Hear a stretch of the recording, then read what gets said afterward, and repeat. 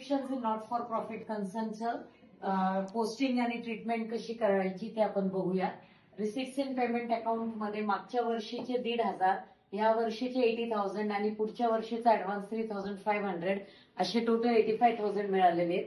Outstanding for current year ह्या वर्षीचे 7,000 outstanding बाकी आहेत.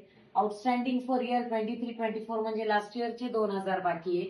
आणि advance receive during last year म्हणजे मागच्या वर्षी आपल्याला ह्या वर्षीचा ऍडव्हान्स 8,000 मिळाले. ह्या सगळ्यांचं आपण पोस्टिंग कसं करणार तर इन्कम एक्सपेंडिचर अकाउंट मध्ये सबस्क्रिप्शन या करंट इयरचे 80,000 plus outstanding for current year हे 7,000 ऍड झाले आणि ह्या 7,000चा सेकंड इफेक्ट आला ऍसेट साइडला.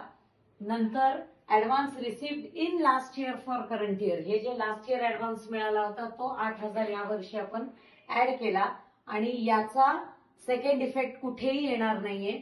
देन मागच्या वर्षीचं जे आहे आउटस्टँडिंग होतं ते 2,000 त्यातलं 1,500 मिळाले.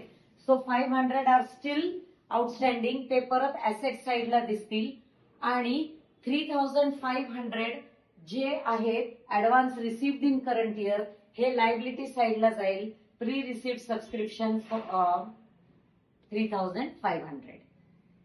असेच व्हिडिओ पाहण्यासाठी सिद्ध कॉमर्स क्लासेसच्या YouTube चॅनलला लाईक आणि सबस्क्राईब करा.